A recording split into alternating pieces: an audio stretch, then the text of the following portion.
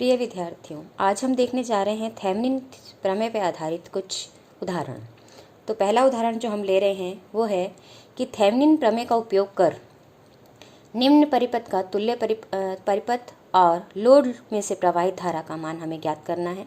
तो ये एक परिपथ मेरे पास है जिसमें ये एक टी नेटवर्क मुझे दिख रहा है। इस टी नेटवर्क के साथ एक वोल्टेज स्रोत जुड़ा हुआ है और A B terminal output terminal पर हमने एक लोड लगाया है। अब इसका थेवेनिन प्रमेय से अगर हम तुल्य परिपथ बनाएं तो थेवेनिन प्रमेय हम जानते हैं कि किसी भी जाल को एक ऐसे तुल्य जाल में परिवर्तित किया जा सकता है जिसमें एक ही वोल्टेज स्रोत और उसके श्रेणी क्रम में एक ही प्रतिरोध लगा हुआ हो। तो यहाँ पर हमने ये एक परिपथ दिखाया है जो कि थेवेनिन तुल्य परिपथ है इस किए हुए परिपथ का, कि एक वोल्टेज स्रोत इक्विवेलेंट लगाया है, उसके श्रेणी क्रम में हमने एक प्रतिरोध लगाया है और ये लोड प्रतिरोध हमने एज इट इज़ यहाँ पे ए बी पॉइंट्स के मध्य दिखाया है। अब इसमें बहने वाली धारा का मान, इस तुल्य परिपथ में बहने वाली धारा का मान ओम के नियम के अनुसार अगर मैं लिखती हूँ तो ओम के नियम के अनुसार धारा होती है वोल्टा अपॉन प्रतिरोध। तो यहाँ पे दो प्रतिरोध दोनों श्रेणी क्रम में हैं, इसलिए लोड में से प्रवाहित धारा का मान होगा E equivalent divided by R equivalent plus R L. अब इन दोनों के मान मुझे निकालने हैं कि इक्विवेलेंट का मान क्या होगा और इस परिपथ के लिए आर इक्विवेलेंट का मान क्या होगा, यानी तुल्य वोल्टा का मान क्या होगा और तुल्य प्रतिरोध का मान क्या होगा। अब तुल्य प्रतिरोध का मान ज्ञात करने के लिए हमारी थ्योरम कहती है कि आपके पास जो दो टर्मिनल जिनके मध्य आपको तुल्य प्रतिरोध निकालना है उनको खुले परिपथ में रखिए और जो भी वोल्टेज स्रोत लगे हुए हैं उनको आंतरिक प्रतिबाधा से प्रतिस्थापित कर दीजिए। तो यहाँ हमने जो वोल्टेज स्रोत है उसके आंतरिक प्रतिबाधा शून्य मानते हुए उसको यहाँ से हटा दिया है और जो दो टर्मिनल जिनके मध्य लोड लगा हुआ है उसको हमने खुले परिपथ में रख दिया है। तो खुले परिपथ में रखने पर और आंतरिक प्रतिबाधा को हटाने पर, स्रोत को हटाने पर मुझे केवल ये टी जाल मिल रहा है जिसमें मैं देख रही हूँ R1 और R2 परस्पर समांतर क्रम में जुड़े हुए हैं और इन दोनों समांतर क्रम का जो भी प्रतिरोध है वो रिजल्टेंट प्रतिरोध R3 के साथ श्रेणी क्रम में आएगा। इसलिए मेरे पास जो टोटल प्रतिरोध हो जाएगा वो हो जाएगा R3 plus R1 R2 upon R1 plus R2। अब मेरे पास जो मान दिए गए हैं R3 R1 R2 के वो मैं इसमें रख देती हूँ। तो R3 का मान मेरे पास 14 ओम है, वो मैंने रख दिया। R1 का मान 15 ओम, R2 का मान 4 ओम, यहाँ मैंने उन मानों को रख दिया। तो ये मान बन गया 14 plus 15 into 4 divided by 15 plus 4। तो इसको सॉल्व कर दिया मैंने और सॉल्व करके मुझे जो तुल्य प्रतिरोध का मान मिलता है वो मिलता है 17.15 ओम। अब हम चलते हैं कि हम तुल्य वोल्टा का मान इस परिपथ के लिए कैसे निकालें। तो तुल्य वोल्टा के लिए मेरे पास थेवेनिन प्रमेय कहती है कि ये जो दो बिंदु हैं जिसके मध्य मुझे धारा का मान निकालना है उन दोनों बिंदुओं को मैं खुले परिपथ में रख देती हूँ और अब दिए गए परिपथ के लिए इन दोनों बिंदुओं के मध्य मैं तुल्य वोल्टा का मान निकालती हूँ। तो यहाँ पर ये मैंने सर्किट बनाया कि जब मैं इक्विवेलेंट ज्ञात करने जाती हूँ और इसको खुला रखती हूँ और खुले रख के यहाँ मापन करना चाहती हूँ तो ये R3 प्रतिरोध मेरा सर्किट से हट जाता है और हट जाता है तो मेरे पास इक्विवेलेंट परिपथ में एक तो वोल्टेज स्रोत बचता है और R1 R2 श्रेणी क्रम में मेरे पास बच जाते हैं। तो जो तुल्य वोल्टा मुझे मिलती है वो इस परिपथ में बहने वाली धारा मैंने मान ली I डैश, तो I डैश इंटू R2 होगी क्योंकि हमारे पास जो तुल्य वोल्टा है वो अब R2 के अक्रॉस मुझे प्राप्त होगी। तो और वोल्टा का मान होता है I इंटू R, तो इसलिए यहाँ पर तुल्य वोल्टा मेरे पास आ जाएगी I डैश R2। अब यहाँ से मैं I डैश का मान निकाल लेती हूँ ओम के नियम से इस परिपथ के लिए। तो ओम के नियम से इस दिए गए परिपथ के लिए मेरे पास मान आ जाएगा धारा का E upon R1 plus R2 और R2 मेरे पास से मैंने गुणा कर दिया तो मुझे तुल्य वोल्टा का मान मिल गया। अब मैंने जो मेरे परिपथ में EMF का मान दिया हुआ है R1 और R2 का मान दिया हुआ मैंने इसमें रख दिए। तो E का मान 70 वोल्ट था तो 70 वोल्ट, R2 का मान 4 वोल्ट तो इंटू 4 कर दिया डिवाइडेड बाय R1 का मान 15, R2 का मान 4, नीचे हमने 15 प्लस 4 जोड़ दिया दोनों को और इसको सॉल्व कर लिया और सॉल्व करने के बाद मेरे पास मान आ जाता है 14.737 वोल्ट। अब इसके बाद ये हमें निकालना था लोड में धारा का मान। तो लोड में धारा का मान मुझे मालूम है equivalent upon R equivalent plus R L है। अब इक्विवेलेंट मैंने निकाल लिया है, आर इक्विवेलेंट मैंने निकाल लिया है, इसलिए प्रवाहित धारा का मान अब मैं बता सकती हूँ कि आई हो जाएगा 280 अपॉन 19 यानी वही 14.737 डिवाइडेड बाय 326 अपॉन 19 यानी 17.15 प्लस ये 20 मेरे पास लोड प्रतिरोध का मान है वो मैंने रख दिया और इसको सॉल्व कर लिया तो मेरे पास जो लोड में बहने वाली धारा का मान मुझे मिल गया थेवेनिन प्रमेय से, और वो आ जाता है 0.378 एम्पियर। अब ये एक दूसरा एग्जाम्पल हम ले रहे हैं, और इस दूसरे एग्जाम्पल में मेरे पास ये एक परिपथ दिया गया है, और इस परिपथ में मुझे ये टी नेटवर्क में से जो एक R3 प्रतिरोध लगा हुआ है इन दोनों वोल्टेज स्रोतों के समांतर क्रम में, उसमें से मुझे बहने वाली धारा का मान निकालना है। अब थेवेनिन तुल्य परिपथ पहले की तरह कि एक वोल्टेज स्रोत, उसके श्रेणी क्रम में एक प्रतिरोध, और यहाँ पर जिसमें मुझे लोड प्रतिरोध की तरह जो मैं ट्रीट कर रही हूँ वो है R3 प्रतिरोध, इसमें से मुझे बहने वाली धारा का मान निकालना है। और I का मान, इस परिपथ में अगर धारा I बह रही है तो इस R3 प्रतिरोध में भी I ही धारा बहेगी, और इस धारा का मान होगा E equivalent upon R equivalent plus R3। अब मुझे यहाँ देखना है कि इस दिए गए परिपथ के लिए, जिसमें कि मेरे पास मुझे दिख रहा है कि दो वोल्टेज स्रोत T नेटवर्क के दोनों ओर जुड़े हुए हैं, इसके लिए मुझे अब देखना पड़ेगा कि मैं इक्विवेलेंट के लिए क्या परिपथ बनाऊंगी और R इक्विवेलेंट के लिए मैं क्या परिपथ बनाऊंगी। तो यहाँ पर मुझे R इक्विवेलेंट के लिए जो परिपथ मिलता है वो मुझे मिलता है कि मैंने क्या किया कि ये जो आपके पास दोनों वोल्टेज स्रोत से, इनको परिपथ से मैंने हटा दिया थेवेनिन प्रमेय के अनुसार, और उसको जब मैंने हटाया और A और B बिंदु जहाँ मुझे तुल्य वोल्टता निकालनी है, तुल्य धारा निकालनी है, उसको मैंने खुले परिपथ में रख दिया।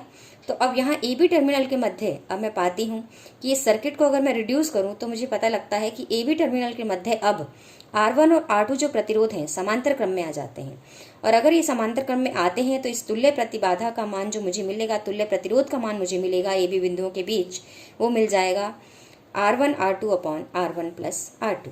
यहाँ पर R1 R2 के मान मैंने रख दिए 5 × 15, 5 और 15 मुझे R1 और R2 का मान दिया गया, 5 और 15 ओम, ये मैंने यहाँ रख दिए। तो ये मान हो जाएगा आपके पास 5 × 15 डिवाइड बाई 5 प्लस 15, यानी टोटल मान मेरे पास आ गया है 3.75 ओम्स।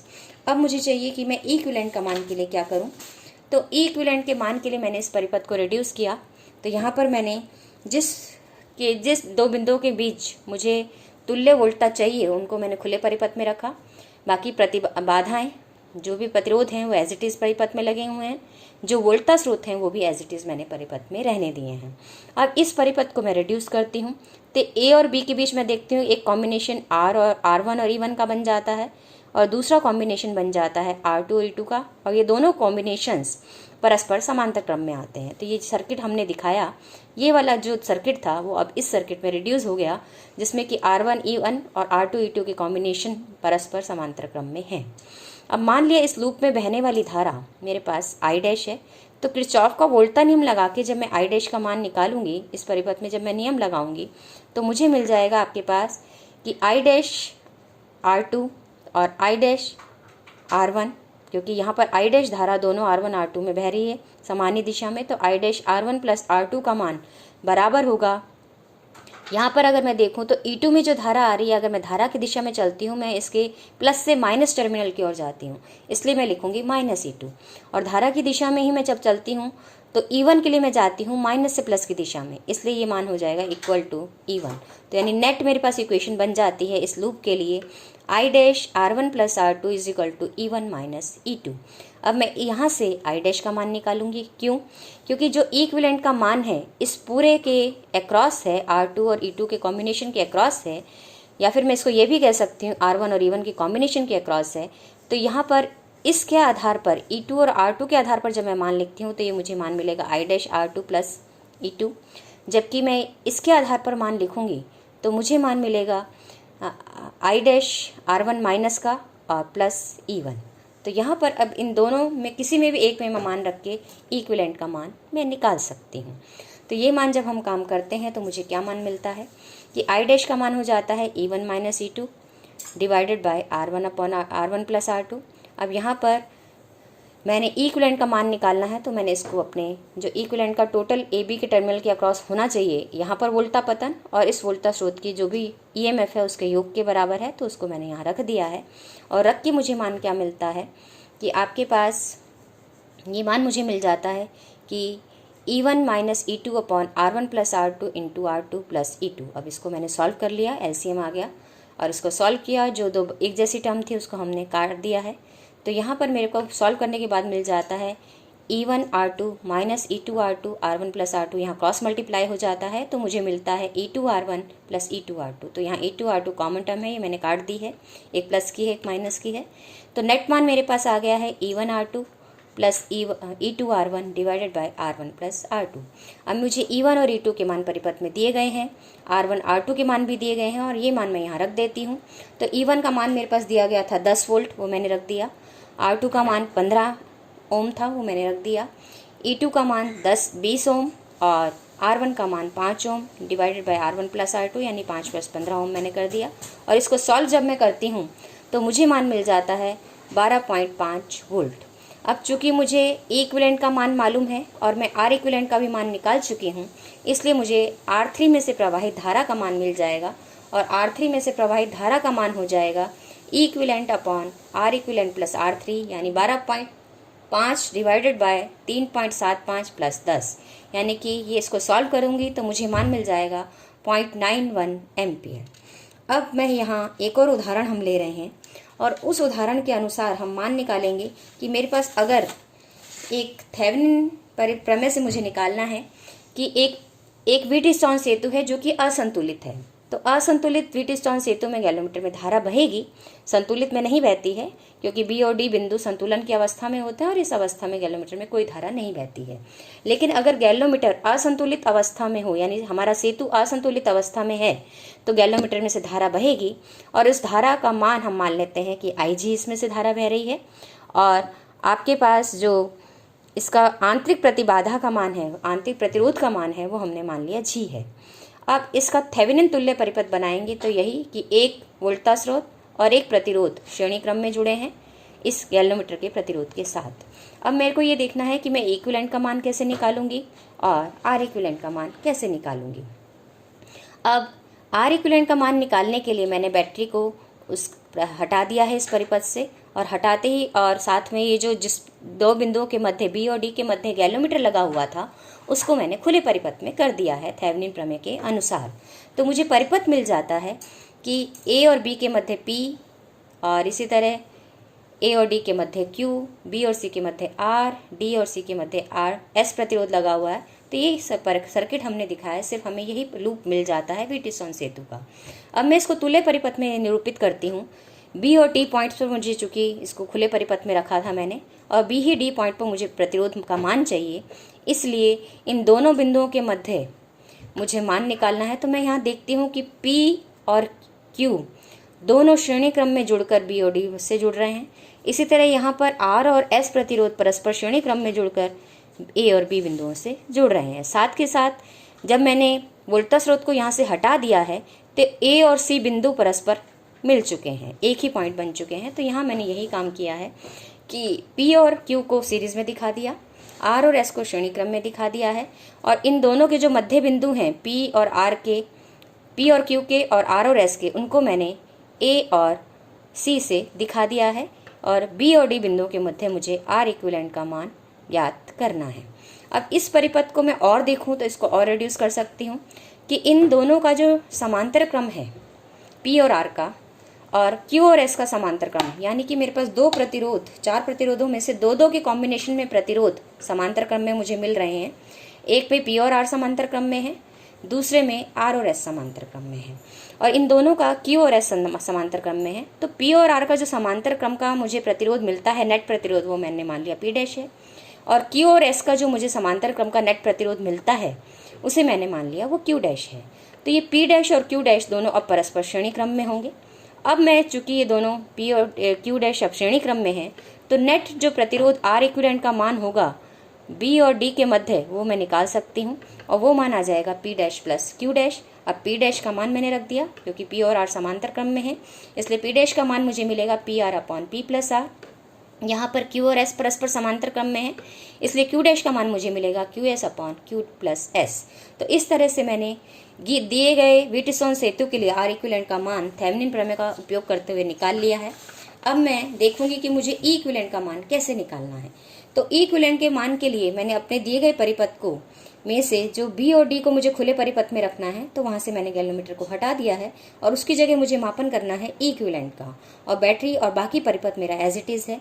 अब यहाँ पर मैं क्या करती हूँ कि जो बैटरी से धारा जा रही है, बिंदु नोड पर आकर वो दो बिंदु भागों में डिवाइड हो जाती है। एक तो धारा I1 और दूसरी धारा I2। I1 वाली धारा जाती है आपके पास P और R वाले परिपथ में, और I2 धारा जाती है Q और S वाले परिपथ में। तो नोड A पर मैं किरचॉफ के धारा नियम से, KCL से यानी किरचॉफ के करंट लॉ से मैं लिख सकती हूँ कि I = I1 + I2। अब चूंकि ये मुझे थोड़ा सा कॉम्प्लिकेटेड सर्किट दिख रहा है, अब इसको मैं पुनः रिड्यूस करती हूँ। तो जैसे मैंने देखा था कि ये पूर्व का ही परिपथ है, जैसे कि मैंने आर इक्विवेलेंट के लिए निकाला था, बस इतना सा अंतर है कि पहले E और C सीधा डायरेक्ट जुड़े हुए थे, लघुपतित थे, अब इनके मध्य एक वोल्टा स्रोत लगा हुआ है। तो अब यहाँ हमने यही सर्किट बनाया है कि P और R समांतर क्रम में, Q और S समांतर क्रम में, इन दोनों के मध्य पहले ये लघुपतित था A और C बिंदु, लेकिन अब इनके मध्य यहाँ पे बैटरी लगाई गई है। क्यों? क्योंकि मुझे इक्विवेलेंट का मान बिंदु B और D के मध्य निकालना है। अब मेरे पास यहाँ पर जैसे ही मैं सर्किट को रिड्यूस करती हूँ, मेरे पास दो लूप मिल जाते हैं। एक लूप जो PR लूप है उसमें धारा I1 बह रही है, और जो QS वाला लूप है उसमें धारा I2 बह रही है। तो अब इन दोनों में मैं किरचॉफ का वोल्टा नियम लगाना चाहती हूँ। तो पहले लूप में जब मैं किरचॉफ का वोल्टा नियम लगाती हूँ तो मुझे मिलता है कि I1 सेम ही दिशा में जा रही है P और R में, तो इसलिए I1 P + R, और यहाँ पर धारा की दिशा में चलती हूँ तो मैं माइनस से प्लस की ओर जाती हूँ, इसलिए मुझे मान मिल जाएगा = E। अब मैं दूसरे लूप में किरचॉफ का वोल्टा नियम लगाती हूँ, तो मैं I2 धारा को रेफरेंस मान रही हूँ, और I2 धारा को जब मैं रेफरेंस मान के चलती हूँ तो Q और S में ये समान दिशा में बह रही है, इसलिए I2 Q + S। और यहाँ पर इस धारा की दिशा में चलते हुए इस लूप में मैं जाती हूँ बैटरी में माइनस से प्लस की ओर पुनः, तो इसलिए I2 Q + S = E। प्रथम इक्वेशन से मुझे, फर्स्ट इक्वेशन से मुझे E1 का मान मिल जाता है, सेकंड इक्वेशन से मुझे फर्स्ट इक्वेशन से मुझे I1 का मान मिल जाता है, और सेकंड इक्वेशन से मुझे I2 का मान मिल जाता है। तो I1 का मान मुझे मिलता है E/P + R, और I2 का मान मुझे मिलता है E/Q + S। अब ई इक्विवेलेंट का मान चूंकि R और S दोनों बिंदुओं के अक्रॉस है, इसलिए जो नेट इक्विवेलेंट का मान होगा, और यहाँ से अगर मैं देखूँ तो I1 धारा एक दिशा में जा रही है, तो I2 उसके विपरीत दिशा से आ रही है, इसलिए जो इक्विवेलेंट का नेट मान हो जाएगा वो हो जाएगा I1R - I2S, क्योंकि इन दोनों को मिलाकर ही मेरे पास इक्विवेलेंट का मान मुझे मिलेगा। दोनों में धाराएं विपरीत दिशा में थी, इसलिए साइन बीच में हमने माइनस का लगाया है। अब मैं I1 I2 के चूंकि मान निकाल चुकी हूँ, वो मैं यहाँ रख देती हूँ, और रखने पर मुझे मिल जाता है कि ER/P + R - ES/Q + S। अब मैं इसका एलसीएम लेती हूँ और इस पूरे को मैं सॉल्व कर देती हूँ, तो मुझे मान मिल जाता है E × RQ - PS / P + R × Q + S। तो एग्जाम्पल के लिए हमने मान लिया, तो गैल्वेनोमीटर में धारा I equivalent R equivalent + G होगी। R इक्विवेलेंट का मान मैंने निकाल लिया है, E इक्विवेलेंट का मान मैंने निकाल लिया है, और उसको मैं रख दूंगी, तो किसी भी परिपथ के लिए असंतुलित विस्थापन से अधिक के में मुझे गैल्वेनोमीटर में धारा का मान प्राप्त हो जाएगा। तो फॉर एन एग्जाम्पल हमने मान लिया कि P = 2 ओम है, Q = 3 ओम है, R = 4 ओम है, और S 5 ओम है। जो बैटरी लगी हुई है उसका वोल्टा जो है, उसकी EMF जो है वो 2 वोल्ट है, और गैल्वेनोमीटर का जो आंतरिक प्रतिरोध है हमने वो मान लिया 20 ओम है। तो इस स्थिति में इस जो सूत्र मैंने निकाला था उसमें इक्विवेलेंट का जब मैं मान रखती हूँ तो मुझे मिल जाता है R × Q यानी 4 × 3, PS यानी 2 × 5 / B + R, P + R मतलब 2 + 4, Q + S का मतलब 3 + 5 × E यानी × 2। अब इसको मैंने सॉल्व कर लिया, तो मुझे मान मिल जाता है 1/12 वोल्ट, या फिर मैं इसको सॉल्व करूंगी तो 0.083 वोल्ट। अब मैं मान निकालूंगी R इक्विवेलेंट का, तो R इक्विवेलेंट का मान मुझे मालूम है PR/P + R, तो PR मतलब 2 × 4 / 2 + 4। अब यहाँ पर मेरे पास है QS/Q + S यानी 3 × 5 / 3 + 5। अब इसको मैंने सॉल्व कर लिया, तो मुझे मान मिल जाता है 3.21 ओम। अब इन दोनों से जब मुझे R इक्विवेलेंट भी पता चल गया और E इक्विवेलेंट R इक्विवेलेंट दोनों मेरे पास हैं, इससे मैं बहने वाली धारा गैल्वेनोमीटर में निकाल लेती हूँ, यानी 0.083 / 3.21 + 20। अब यहाँ से मैंने इसको सॉल्व किया, तो मुझे गैल्वेनोमीटर में धारा मिलने का मान मिल जाता है 3.576 मिली एम्पियर। तो इस प्रकार से हम थेवेनिन प्रमेय का उपयोग करते हुए विभिन्न परिपथों में धारा का मान निकाल सकते हैं सिंप्लीफाई करके। और अगले हम लेक्चर में देखेंगे किस तरह से हम नॉर्टन प्रमेय को अप्लाई करते हैं। धन्यवाद।